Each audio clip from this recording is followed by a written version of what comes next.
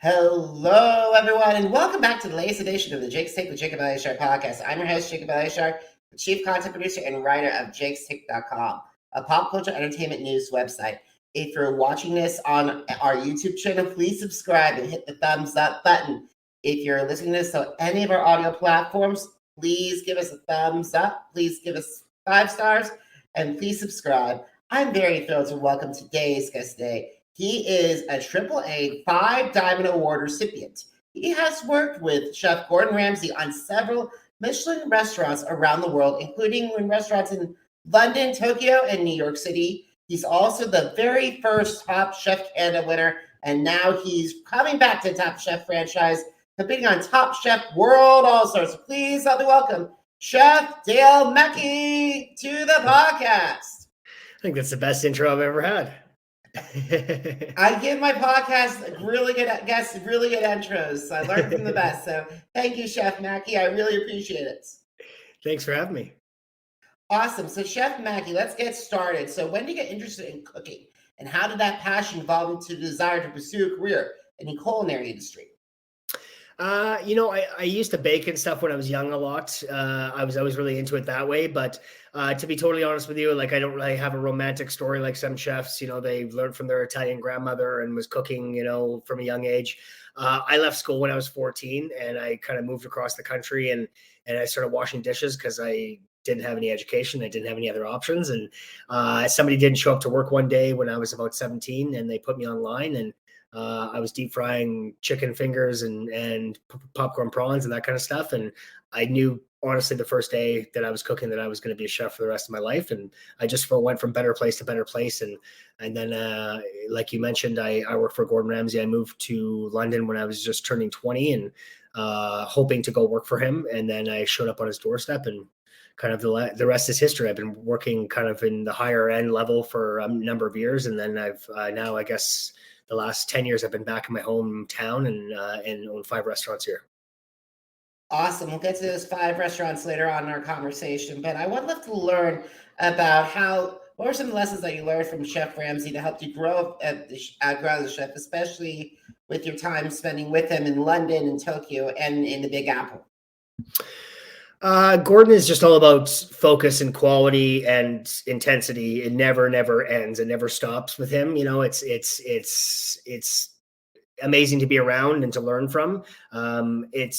You learn the fact that you just never leave anything to chance. You always be prepare, and over prepare, and basically take away all the situations you can think of that could cause you to not do it perfect, And so that's something I've kind of brought into my whole way of life is basically, I'm a firm believer. I'm somebody that sets up his clothes the night before. I set up my coffee the night before. I set up everything the night before. So when I wake up in the morning, no matter how the morning's going, it's going to go as seamless as possible. So I definitely take that in and out of the kitchen for sure.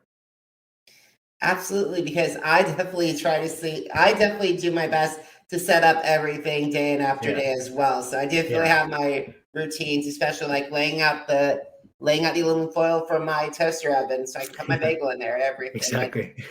So I know what you're feeling. Yeah.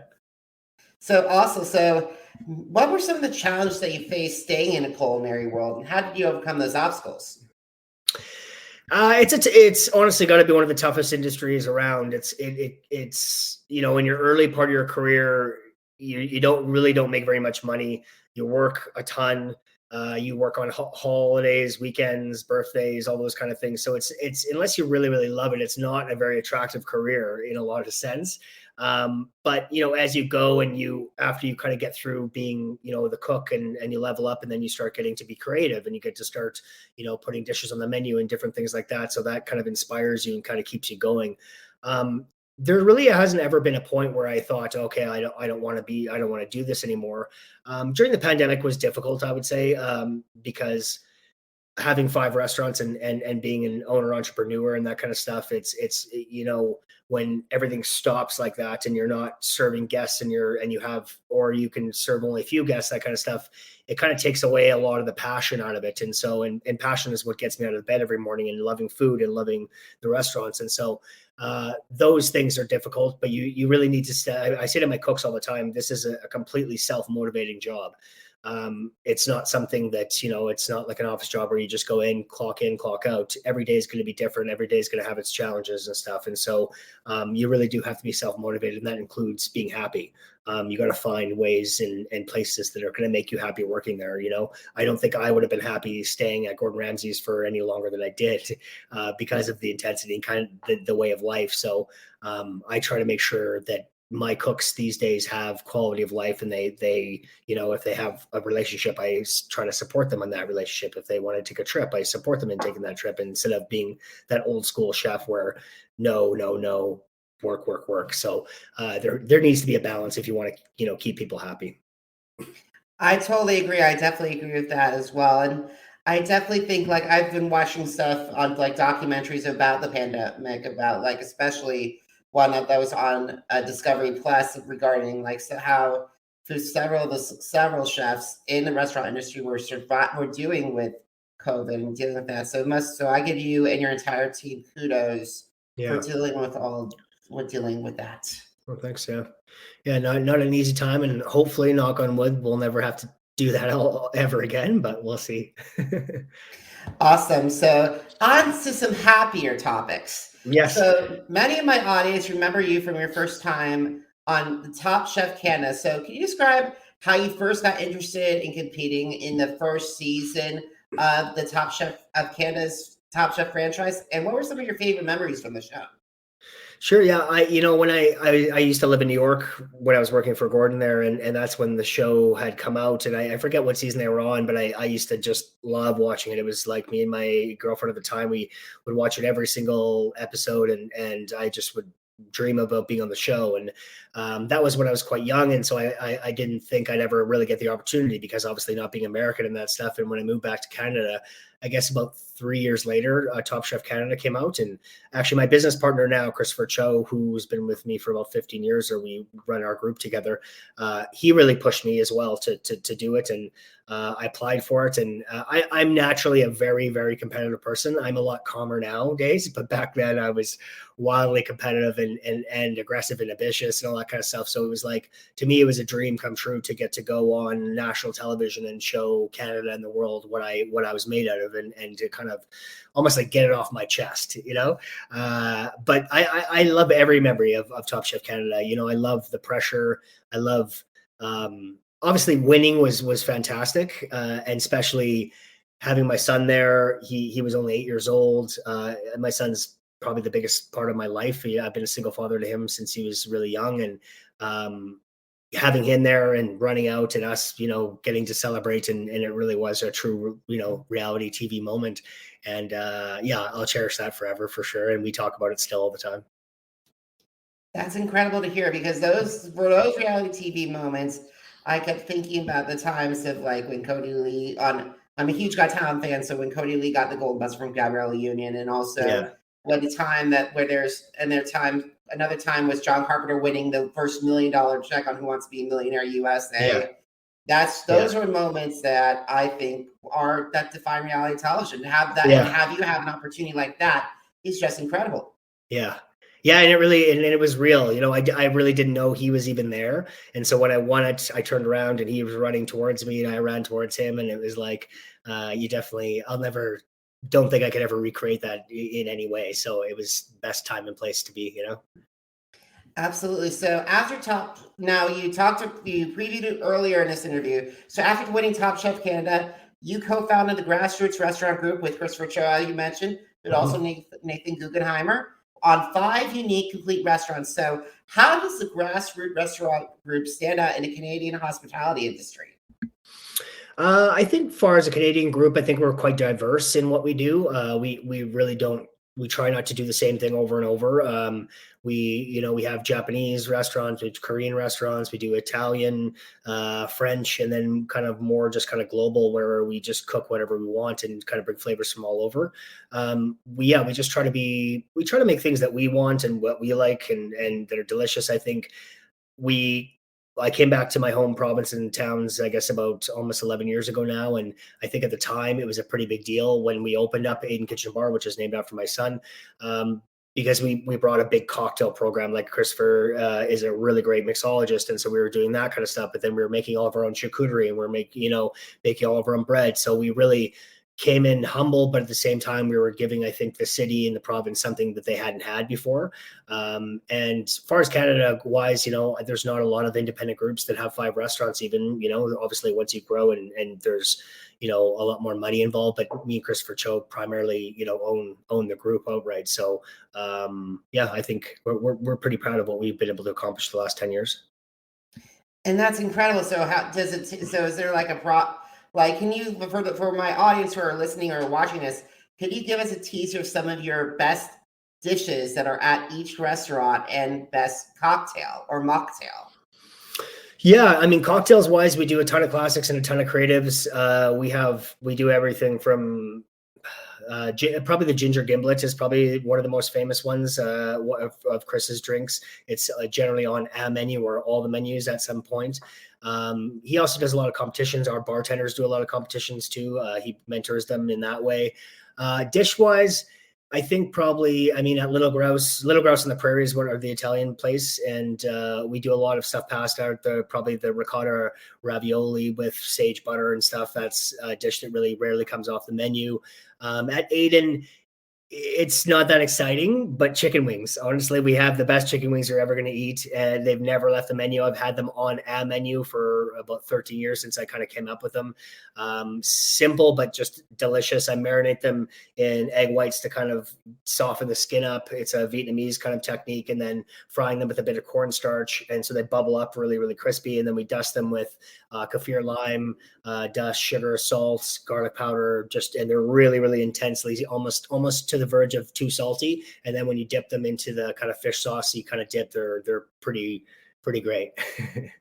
You are making me hungry, and I wish I had my passport and go all the way to Canada to try all 5 of your restaurants. Yeah, well, we're here for you. Awesome. So let's talk now. You decided it was time to return to Top Chef franchise in the most talked about Top Chef season, Top Chef World All-Star. So why you decided it was time now to test your skills against the other top champions and all-stars from around the world? Really, honestly, I've been kind of talking about this structure since after I won. I've been kind of talking to producers here and just saying, we should go winners against winners. It would be so amazing and all that kind of stuff. And then when I got contacted, I guess it was a little bit halfway through the pandemic originally, and it was like a dream come true to be, first of all, considered and to be offered to come on the show. And for me, it was like a gift to be like, okay, here's like something really big. Here's a big goal that you need to get back in the kitchen and work your ass off, really, really, train and get to exactly make sure that you're ready for this.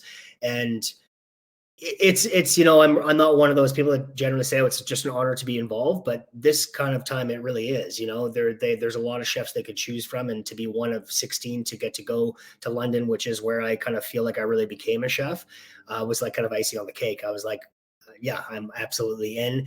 And for me, it's kind of interesting because I won 12 years ago, whereas even like someone like Buddha, who's on the show, he won last year, so he won and then even like Charbel, he won 6 months before he came on the show. So some people have just won, and some people like myself have won a long time ago. So I felt like I really needed to make sure that I got ready for this comparatively, because owning 5 restaurants as a chef entrepreneur, I'm not necessarily in the kitchen every day. I mean, I'm around the kitchens and I'm looking at the food and I'm tasting the food, but I've had chefs because I can't necessarily be locked into one location all the time because I'm doing events and doing everything else. So my life is pretty different. So it was a really great opportunity for me to kind of dig in and just focus on something like this, which was a total dream.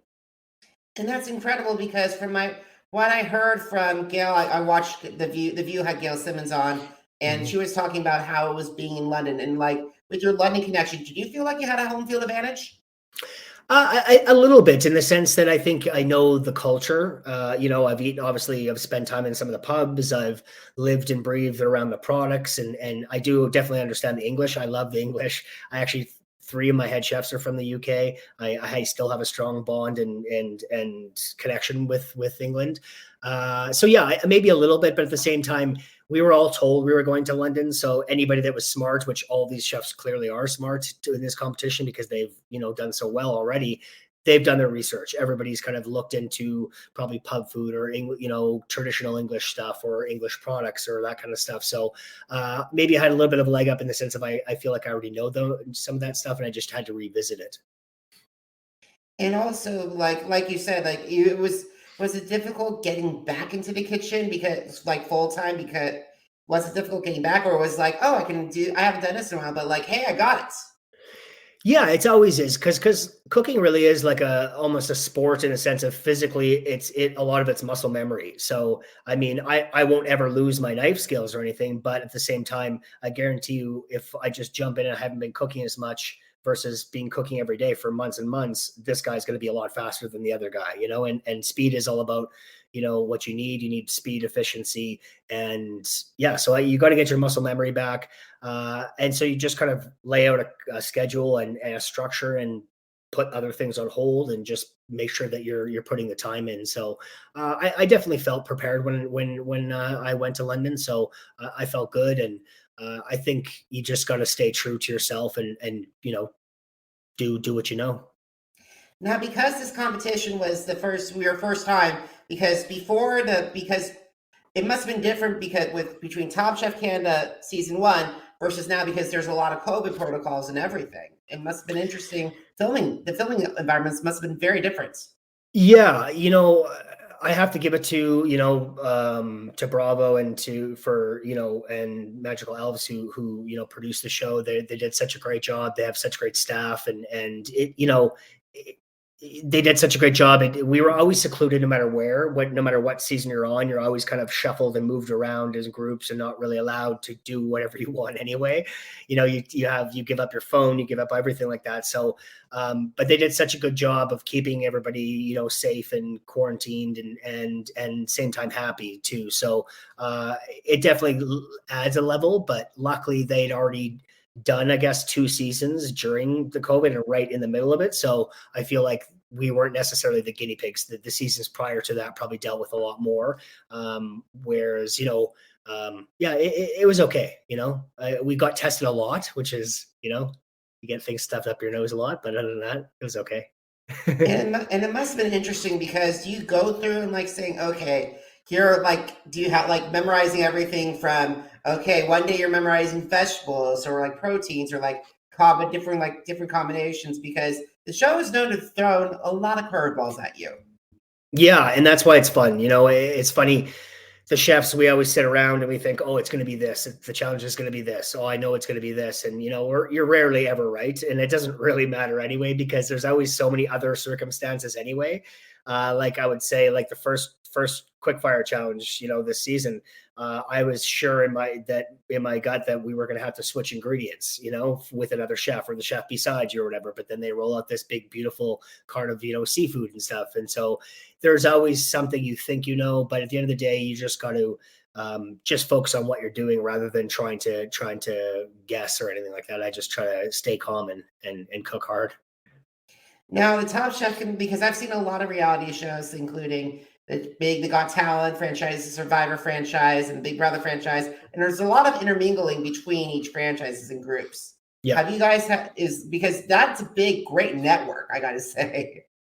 Yeah, no, it's true. I'm on a few other shows since Top Chef. I'm on Fire Masters and Wall Chefs, and I've done guest spots on a lot of shows. And it's funny, the same crew works on Survivor, works on Wall Chefs, works on all those kind of things, and camera people that, you know, really are around. It's almost like one big circuit and stuff, which is fun, and they know what they're doing. So it's funny. I got to give it to specifically camera people. It's amazing some of the things that they can do. You know, when we're running around the kitchen or running outside, these guys and girls are sprinting with these cameras, and it's so impressive.